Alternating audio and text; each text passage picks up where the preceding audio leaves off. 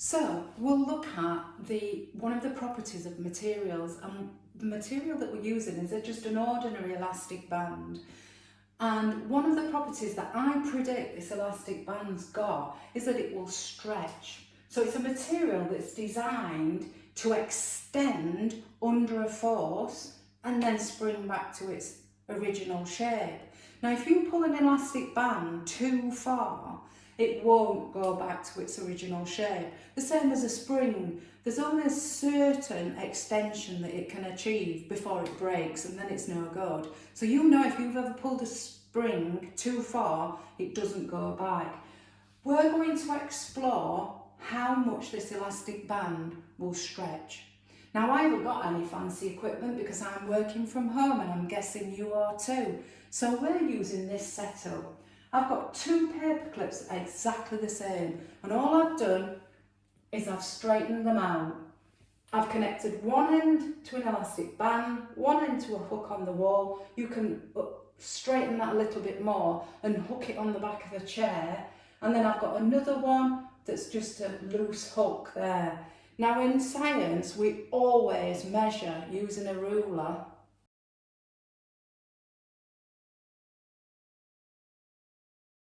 So we'll need to use a ruler because we're measuring the length or the extension of the elastic band. So we need a starting point to show if adding a force to that elastic band, does it actually make it? Does it increase the elasticity? Does it increase the extension? I predict that as I add more and more and more, the force will make the elastic band extend. So I need a starting point.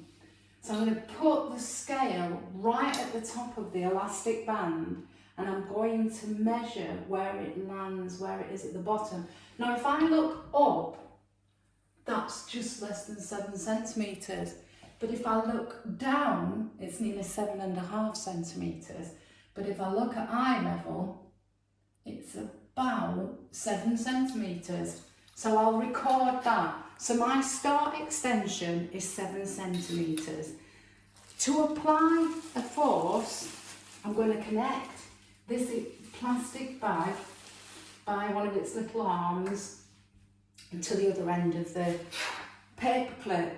Now, as that bag, is that creating any force on that elastic band?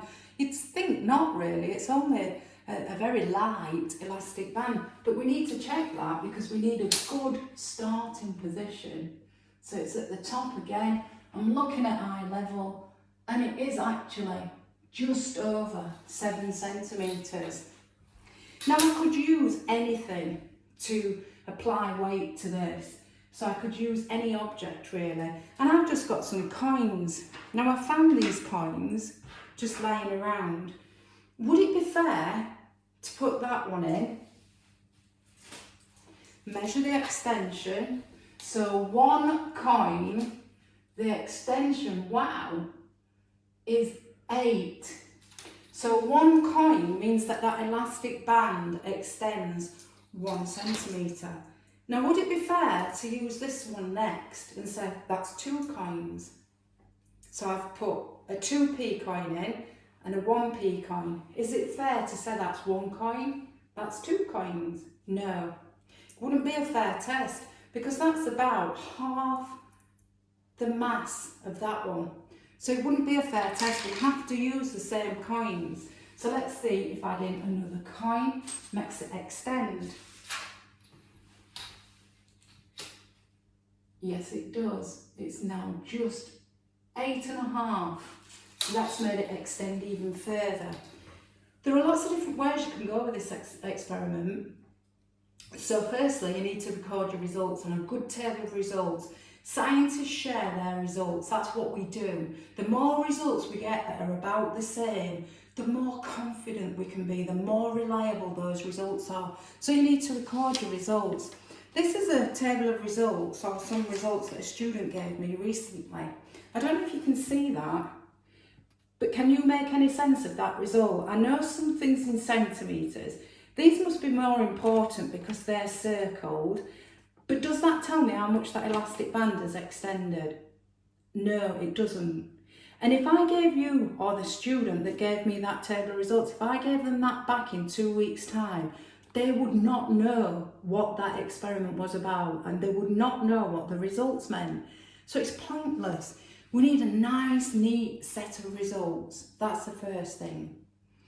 The second way that you could go with this investigation is you could keep adding coins, the same kind of coin, and see how far it will extend before it won't extend any further. And that's its full, that's as far as it will go. So if you keep adding coins, the same coins, and the extension is the same, it doesn't increase, that's as stretchy as that material is. It won't stretch anymore. So you could find that.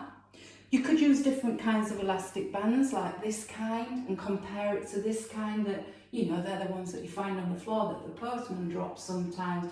You could compare different elastic bands to see if some are more elastic than others. Does some extend more than others? You could do different types of investigations, but what you need to do is you need to give us evidence. Tell us, are these elastic bands elastic? Do they actually extend when they're under a force, the force being the weights that you're putting in that bag? Or are they not elastic, but you use your evidence?